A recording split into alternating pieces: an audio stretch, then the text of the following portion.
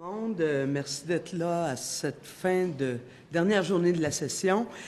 Comme vous l'avez remarqué, il nous manque une membre importante à notre caucus. Vous le savez, Mme David est nouvellement grand-mère. Elle a donc été aux Îles-de-la-Madeleine accueillir sa petite-fille. Et donc, on va faire le bilan à deux, ce qu'on n'est pas habitué, mais je pense qu'on devrait s'en sortir. Alors, dans un premier temps, on voulait porter à votre attention, et je pense que la journée d'aujourd'hui le témoigne bien, que cette journée où des mesures exceptionnelles vont être utilisées pour, je dirais, adopter un projet de loi que nous savons collectivement très contesté, ça nous témoigne à quelle hauteur ce gouvernement-là est autoritaire et n'est pas à l'écoute ni de l'opposition, ni de la population. D'ailleurs, notre premier ministre disait lundi soir à la fin des élections partielles comme quoi il entendait, il était prêt à se mettre en mode écoute. Eh bien, si sa réponse c'est un bâillon pour un projet de loi qui n'a pas l'aval de la population, dont les 2/3 des Québécois et Québécoises ne veulent pas du volet hydrocarbures, bien, c'est une drôle de façon d'écouter. Et je vous dirais que pour nous, ça témoigne comment le gouvernement libéral poursuit cette façon d'opérer, cette façon de fonctionner, où, malgré le fait qu'il a été élu avec seulement 43% des votes au Québec, agit comme s'il avait 100% de l'adhésion du Québec.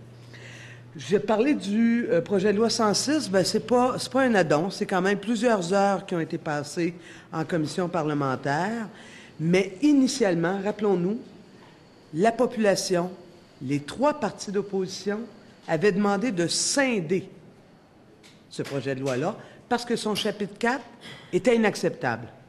Bien, on se retrouve aujourd'hui, on va travailler jusqu'à très tard cette nuit, face à un projet de loi considéré inacceptable. Vous l'avez vu comme moi, les maires, plusieurs maires sortent. Bien sûr, les gens de la société civile, les écologistes. D'ailleurs, ils vont être plusieurs à faire vigile ce soir, durant tout le temps du bâillon, pour rappeler, un an après l'accord de Paris, une année jour pour jour, on était à Paris, le premier ministre et moi, l'an dernier, à pareille date, et à Paris, le gouvernement nous rappelait ou nous disait que le Québec était un modèle, un leader.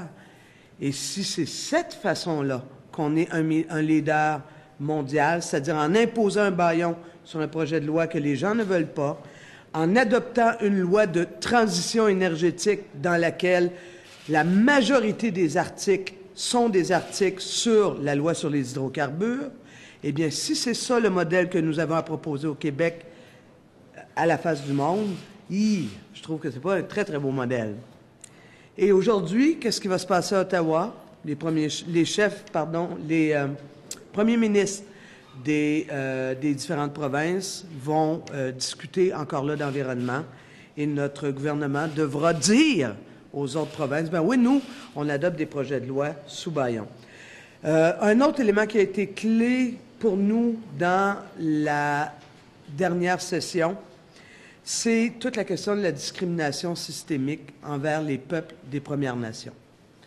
Vous m'avez vu souvent devant vous, ainsi que mes collègues, venir et revenir dire que nous avons à régler la situation de la discrimination systémique envers les premiers peuples et, malheureusement, pour rebâtir les liens de confiance avec les Premières Nations, pour rebâtir ce qu'il est nécessaire de rebâtir après les lois coloniales que nous avons imposées au fil des siècles, on se retrouve dans une situation où notre gouvernement se refuse l'enquête judiciaire indépendante demandée de façon unanime par l'ensemble des peuples des Premières Nations.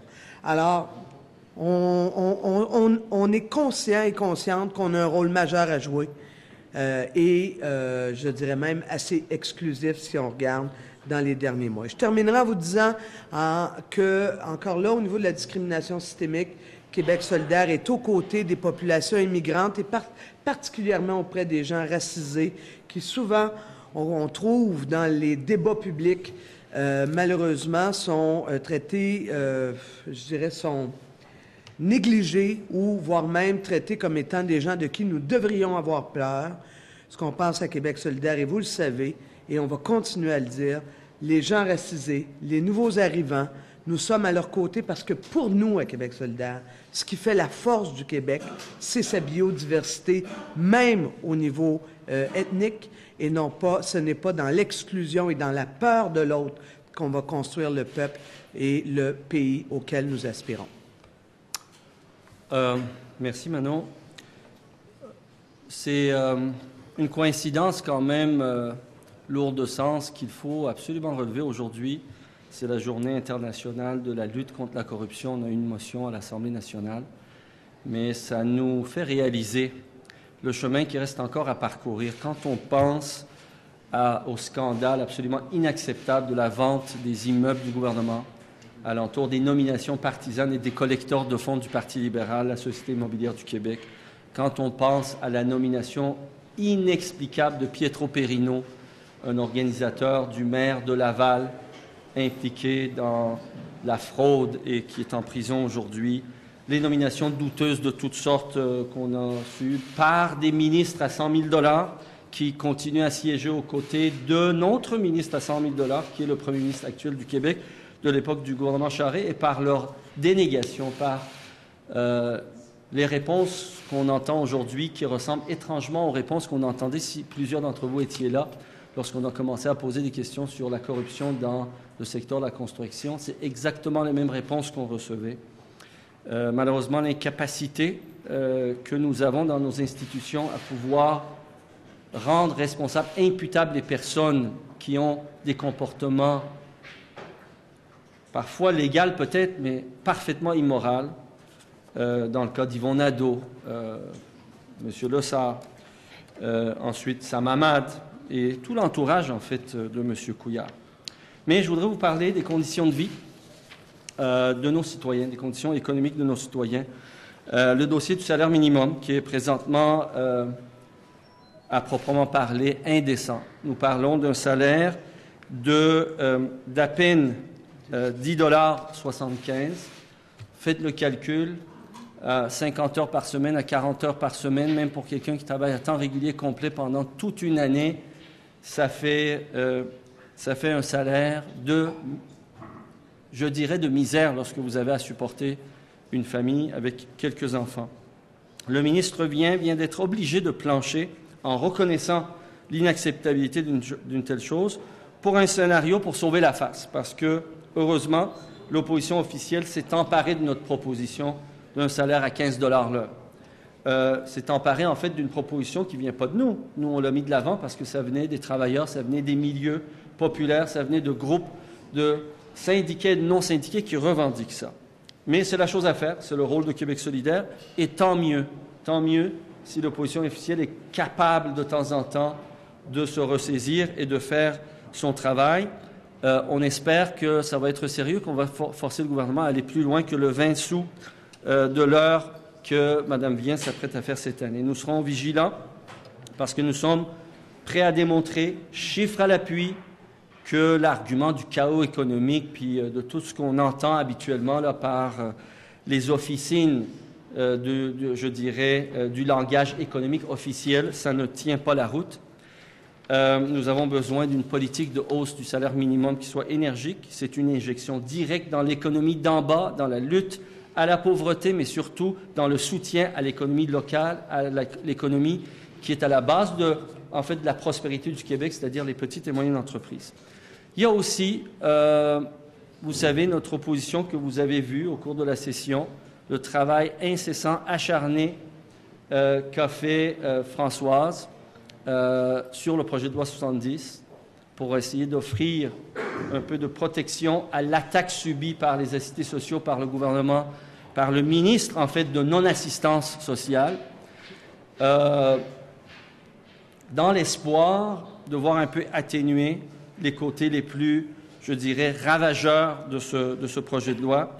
C'est un projet de loi indécent qui s'attaque aux conditions de vie de ceux qui sont vraiment en bas de l'échelle économique, les plus vulnérables de la société, par un gouvernement qui prétend par ailleurs être héritier de la tradition libérale de générosité sociale. On voit à quel point ce gouvernement manque totalement à toutes ses prétentions, les prétentions d'un premier ministre qui a renié sa parole, qui n'a aucune difficulté à penser que oui, quelqu'un pourrait vivre avec moins de 500 $ par mois. Ça, c'est le même gouvernement qui ne se gêne pas avec la plus grande diligence, avec la plus grande, je dirais, le plus grand enthousiasme à allonger les chèques de plus d'1 milliard de dollars à des entreprises qui ont le bénéfice, comme Bombardier, de jouir d'un lobby qui ne dit pas son nom, en des personnes comme Daniel Johnson qui ont orchestré la prise du pouvoir du premier ministre Couillard. On le dit, on le répète, s'il y a quelque chose de faux dans ce qu'on prétend, j'aimerais que ceux qui sont concernés par nos accusations s'avancent, prennent la parole et disent pourquoi il n'en est pas ainsi. Qu'on ne nous dise pas que ce gouvernement a une véritable politique économique. Je dirais l'espèce d'improvisation permanente dans laquelle on se trouve a de multiples raisons. Et la première des choses, c'est que ce gouvernement n'agit pas en vertu d'une vision particulière de prospérité du Québec, mais pour assurer les intérêts des secteurs qui lui sont le plus proches. Et actuellement, comme ma collègue a dit, le secteur qui semble le plus l'intéressé, en raison probablement des mêmes lobbies qu'on a dénoncés, c'est le secteur pétrolier. On voit qu'il est même capable d'imposer un bâillon pour un projet de loi aussi controversé, aussi contesté. Alors qu'en réalité, le résultat de son laisser-faire économique, c'est clair pourquoi il y a tant d'improvisation, parce que c'est une idéologie conservatrice du laisser-faire, duquel s'est inspiré grandement M. Couillard, qui n'a jamais caché son association et sa proximité avec les politiques économiques du Parti conservateur de M. Harper, qui fait en sorte que lorsqu'il s'agit d'Uber, on les laisse faire. Lorsqu'il s'agit de Airbnb, on n'applique même pas notre projet de loi qu'on a entre les mains depuis 1 an pour s'assurer que les services de Airbnb sont encadrés. Alors, c'est sûr que les citoyens en ont marre. M. Couillard l'a compris. J'espère qu'il l'a compris lundi soir dernier, au vu des résultats électoraux. La population perd la confiance dans nos institutions. On en voit beaucoup de manifestations. C'est pour ça que nous sommes là sur l'échiquier politique, pour maintenir une cohérence dans le discours économique, dans le discours social. Nous ne faisons pas dans la politique spectacle, nous ne faisons pas dans la politique démagogique, nous ne faisons pas dans le populisme de bas étage qui consiste à proposer des solutions simples à des problèmes complexes. À chaque fois qu'on avance une proposition économique, on l'appuie par des chiffres et on est capable de démontrer en vertu de quelles ressources l'État pourrait améliorer les services publics, améliorer la santé, améliorer l'éducation, améliorer le salaire de base, améliorer même l'étendue des services publics et les renforcer.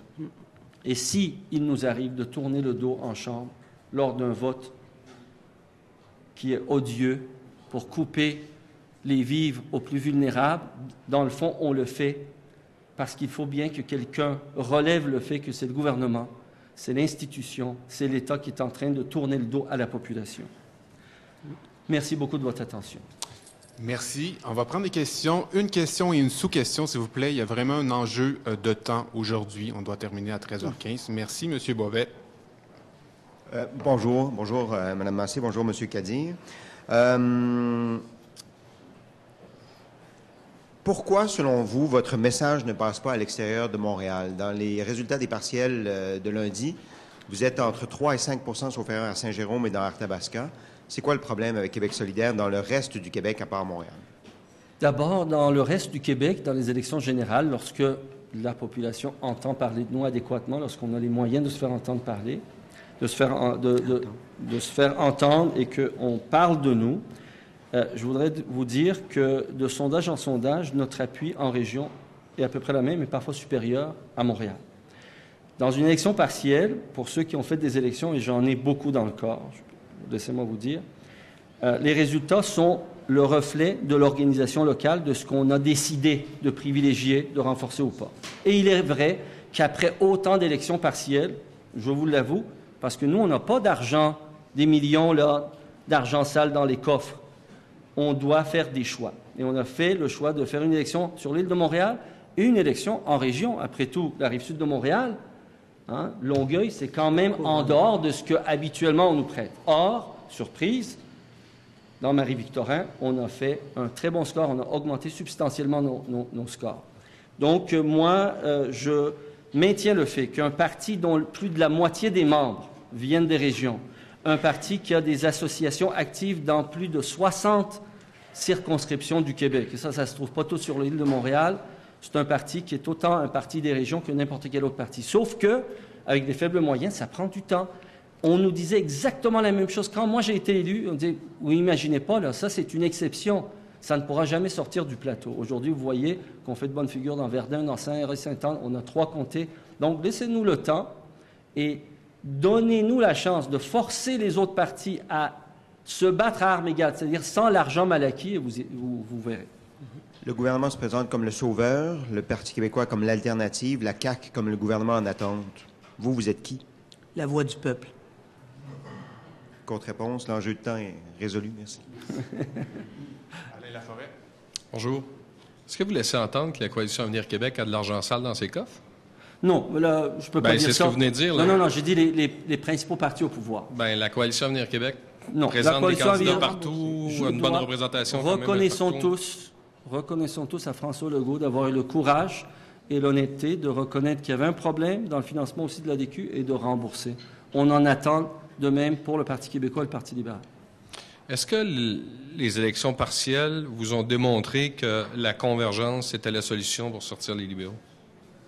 Ce que les élections partielles nous ont surtout démontré, à notre sens, c'est que, il y a comment tu appelles ça? Les gens, de moins en moins, se trouvent interpellés par les changements nécessaires à faire pour être au service du monde, mais surtout de tout le monde. Alors, ça fait des taux anémiques de participation et les gens étaient bien conscients que les enjeux n'étaient pas énormes, considérant que les 4 endroits qui étaient en élection sont, à tout le moins 3 sur 4, des endroits acquis de longue date. Hein? Alors, voyez-vous, si on pense que le résultat électoral n'est que l'addition de votes, je pense qu'on se trompe. Ce que c'est le travail terrain, c'est rassembler les gens qui veulent changer des choses. Et ça, dans ce sens-là, moi, quand je vois comment on s'est débrouillé avec les moyens du bord pour Verdun et pour Marie-Victorin, je pense que nos candidats et candidates ont fait une réelle bonne figure. Monsieur Le Cavalier. Oui, bonjour, Mme Massé, M. Kadir. Vous allez rencontrer plusieurs groupes de la société civile dans votre recherche de... Je peux vous dire, c'est pas une alliance avec le Parti québécois, mais disons dans la recherche d'un dialogue avec dialogue social. Je te remercie. Est-ce que dans ces gens-là, vous allez rencontrer Bernard Gauthier en fait partie? C'est-à-dire que notre Conseil national nous a dit de nous mettre en mode dialogue avec tout le monde qui pense qu'on doit changer les objectifs, changer les façons de faire et de faire en sorte que le Québec devienne progressiste. Et ça, vous savez comme moi, ça veut dire des changements profonds. Alors, on ne va pas s'empêcher de parler avec personne. Et si M. Gauthier a envie de venir discuter dans notre chantier, on verra. Mais il y a une chose qui est certaine, c'est que Québec solidaire jamais n'acceptera qu'on pointe des gens et qu'on les exclue parce qu'ils ne sont pas de la même origine que nous. Jamais acceptera des propos qui excluent... Hein? Oui, c'est ça. Des propos racistes, des propos homophobes, des propos... Alors, on va s'asseoir avec le monde qui veut changer les choses, mais pas pour aller dans un monde qui exclut, mais un monde qui inclut. Monsieur Kadir, Bernard Gauthier disait que si les libéraux restent au pouvoir, il pourrait avoir de la violence. Est-ce que vous êtes d'accord avec lui? C'est sûr qu'actuellement, le gouvernement libéral, par ses politiques, agit, comme ma consoeur a dit, avec autoritarisme sur le plan législatif, s'attaque aux plus démunis, cause de, je dirais, une violence sociale à l'endroit des plus démunis, des gens qui sont mal représentés actuellement à cause du pouvoir de ces institutions. Donc, ça cause plein je dirais, de tensions sociales. Est-ce que ça peut déboucher sur de la violence? Je ne le sais pas.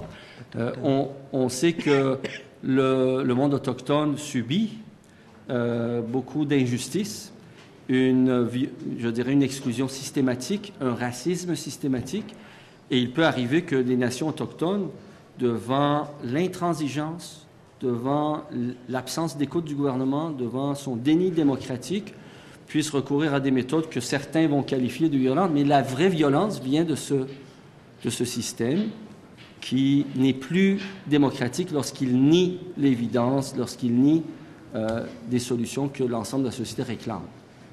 Monsieur Bellard-Cirino.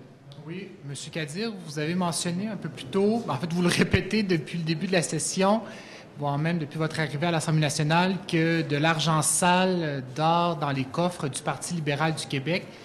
Est-ce que c'est essentiellement grâce à cet argent sale-là que le Parti libéral a réussi à faire élire une députée dans la circonscription de Verdun? Le Parti libéral, là, paye des gens pour mener ses campagnes, fournit beaucoup d'argent pour faire des pancartes, tapisser le territoire, ensuite beaucoup d'argent à des gens pour prendre le téléphone, pour organiser la sortie de vote, des autos s'il le faut. Ça, c'est des moyens inestimables.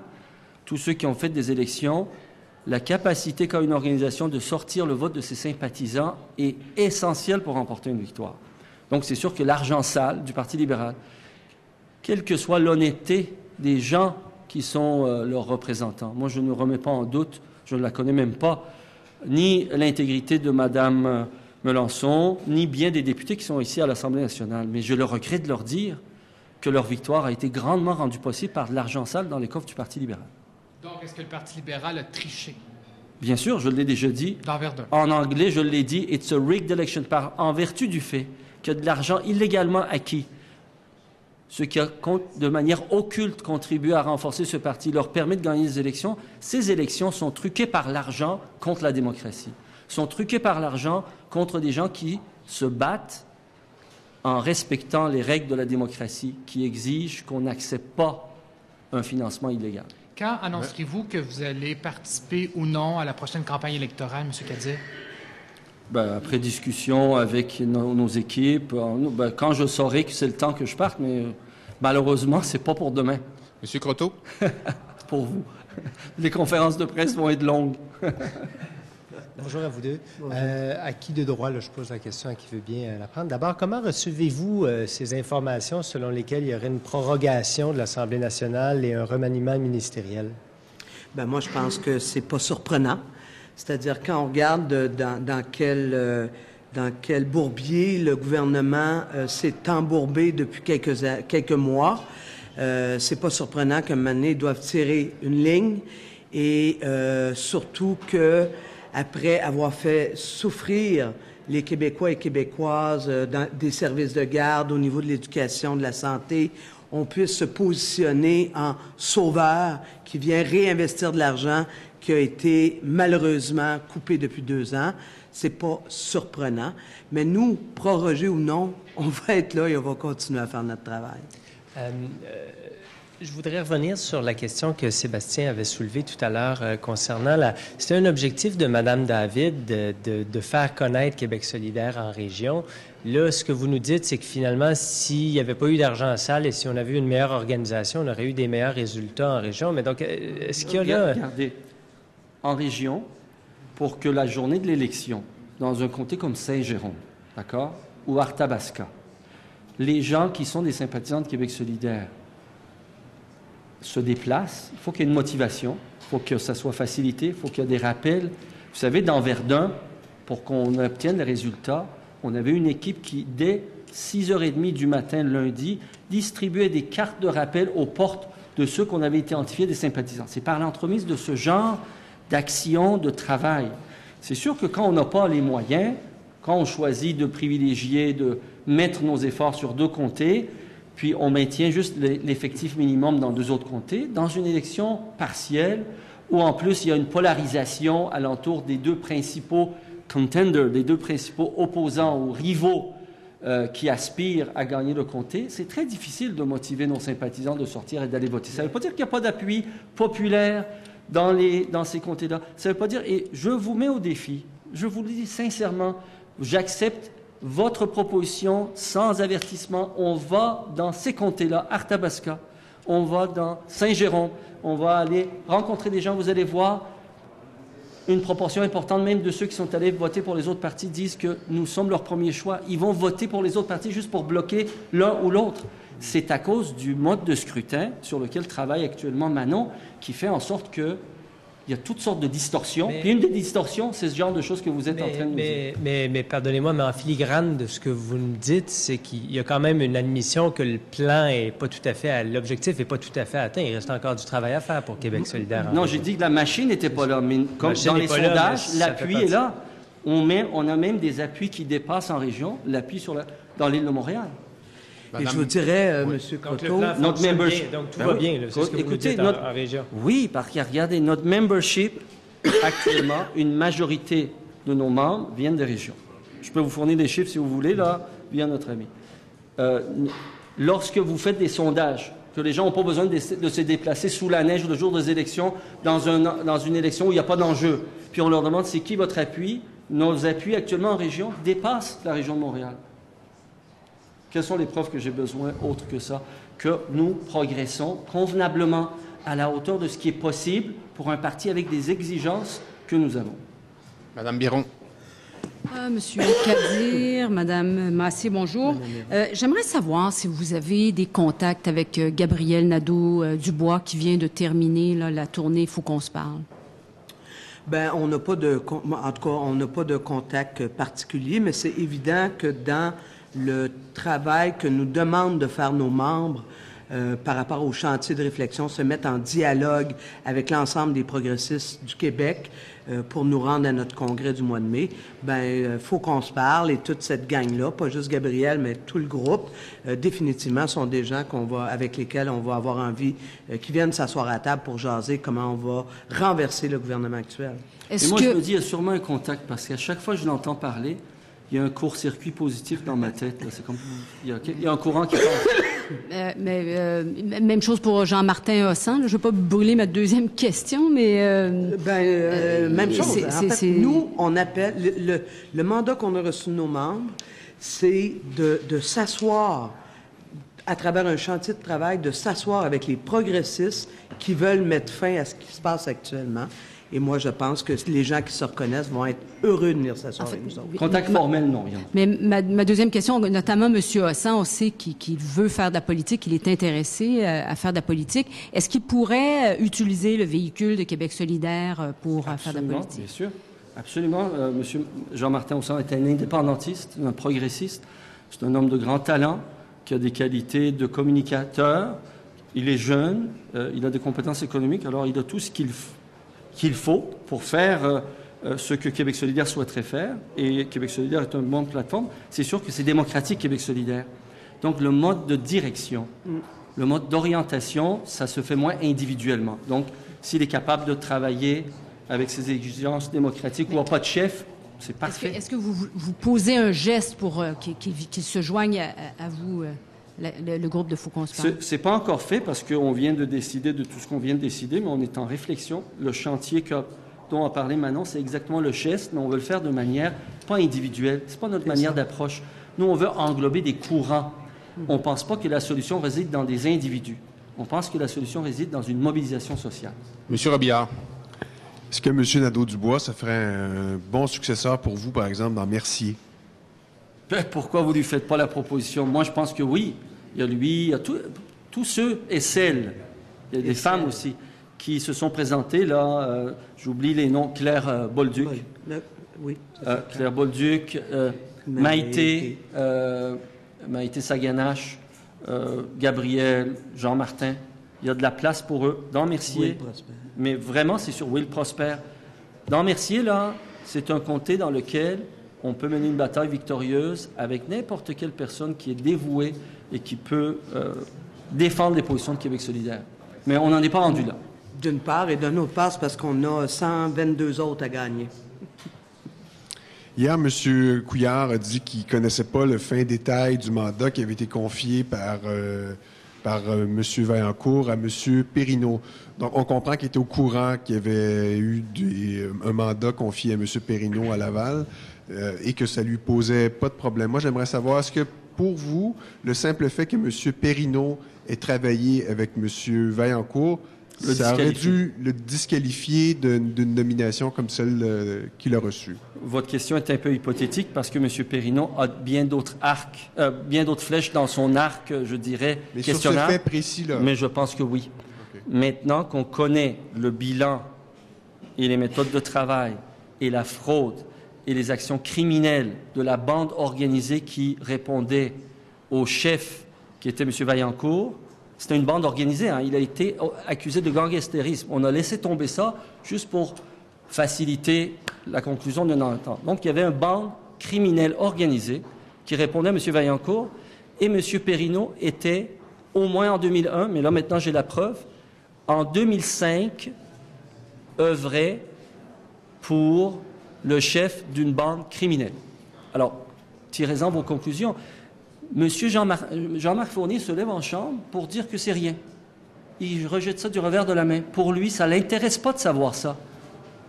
C'est un aveuglement volontaire sur un comportement excessivement discutable. Et il ne peut pas mettre ça dans le champ de l'UPAC ou de... Non, la police fait sa job. La police épingle les gens dans la cité. Le rôle du gouvernement, c'est s'assurer que dans le gouvernement, on ne laisse pas place à des gens qui ont des comportements douteux. Madame Fletcher. Good afternoon, Mr. Kadir. Recently, you've been reaching out to the Anglophone community in Quebec. You've posed some questions in question period in English. But you've also seemed to have accused the Anglophone media of having a liberal bias. Do you want to clarify that or confirm that? Did I accuse the media to have a liberal bias? No. But, yes, I did that? Okay, what did I say? Please, I can't remember. Okay. Well, you said that because our audience is Anglophone and Anglophones vote Liberal, that the reporters I said that everybody who has a bias toward an opinion at any role, and I think in basic media courses that I have had when I was at CJEP, is said that even journalists have bias. So I assume that probably sometimes it works against us, but I said before saying that the main reason is that the main sources of information at night are national news that accord little attention in the headlines about what happens in Quebec. A lot of time it comes in the pages of Gazette. That's not true. Well, if it is so, I would like to be convinced of that. But that's not the problem. The main problem is us. We don't have the ability, we don't have the genius, we don't have the capacity to reach out at the level that we would love to do so. So, if nothing of what I believe in terms of bias exists, I hope that in the near future we'll have a lot of opportunity with you to reach out to the English community so that they find out why this government is justly accused by the rest of Quebecers of a corrupt government, and correct that situation where only a quarter of people are aware among the English community or Anglophones are aware that the Liberal government is corrupt.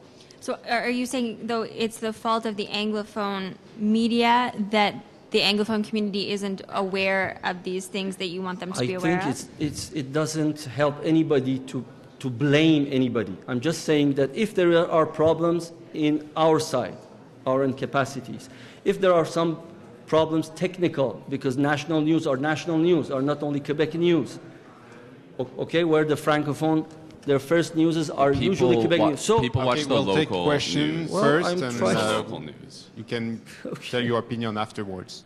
It's not my opinion, that's a fact. I'm very sorry if you take that blame personally. No, I'm I don't very take sorry. it personally. We have to fight a corrupt government, and we question every possibility. We want to know why our English-speaking citizens are not as aware as the rest of the population of the state of matters.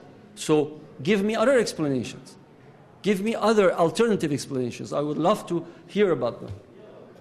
Question, also, Monsieur X. Sorry, I have one question for Madame Massey as well. During the Jerry Sklavounos issue, I'm sorry, during the Jerry Sklavounos issue, you said that you would be uncomfortable if he returned to the National Assembly. He's currently on sick leave, so I wanted to ask you if you would still feel uncomfortable, and also if you think that the current government has done enough to address the issue of violence against women. It's a too big question. First of all, I'll say that if I'm right, and I think I am, Mr. Sklavounos didn't have accusation by now. La plainte, the complaint is done, but I didn't hear nothing about accusation.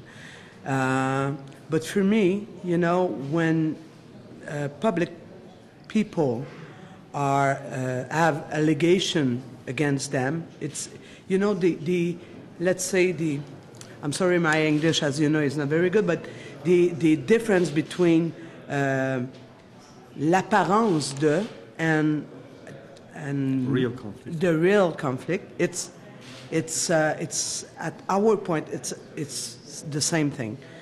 But what I'd like to say too, it's since that moment, I, of course, saw that Mr. Sklavounos will be sit right behind me.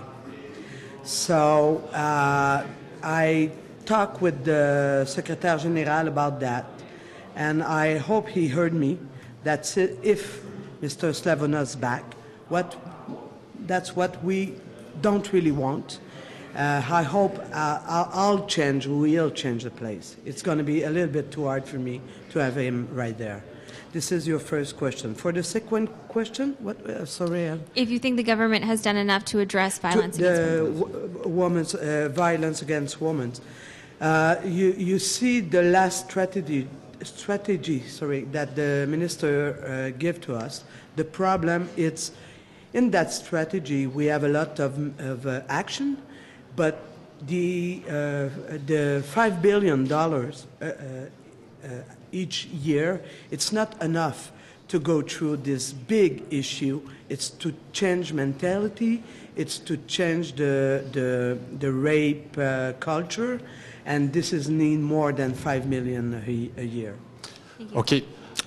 Monsieur X, d'abord, je dois vous expliquer. On a un enjeu de temps par respect pour nos amis techniciens. On devra terminer. Ce n'est pas de la censure. Je vous invite. Il nous reste littéralement 2 minutes. Soit vous posez chacune question, vous êtes 3, ou on fait ça à part après. Alors, une question, s'il vous plaît.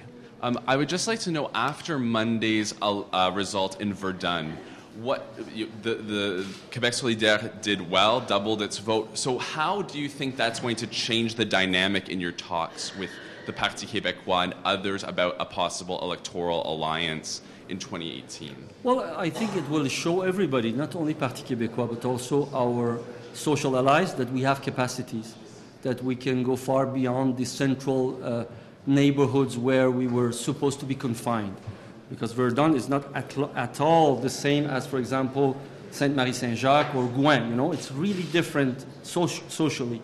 So it just shows that Québec Solidaire has things to say to population everywhere in Quebec. So it changes the dynamic. It gives more power in convincing people that it's good to gather and work together against the liberal domination. And Monsieur Autier, on va... Just a quick question. Do you support the nomination of Tamara Thermitis as the president of the Quebec Human Rights Commission? Absolutely. Since the beginning, we saw that this woman, we need her at the commission. And what are her qualities, or? She is a first prominent lawyer. She's expert in matters of discrimination. She has written about it. She has been involved in community action against systematic racism. She has been close to the demands and the advocacy of First Nations. So she really have a lot of knowledge, experience, and competence to act where, and she has also the supplementary aspect that she's a woman from a diverse origin, from regions. So it's, you know, competence with everything else, that's the best choice. Dernière question, on a 30 secondes. Si ce n'est pas suffisant, on poursuivra en marge. Merci. So what is the holdup then? Why do you think that there appears to be a deadlock about her nomination at the National Assembly? I have heard, if I'm right, that even the Parti québécois is now ready to accept her nomination. Yes, they changed their mind. Yeah. But initially there were reports that some within the party felt she was too I think it's better to ask them because they will be there. I can't decide. Okay. Merci beaucoup. Merci.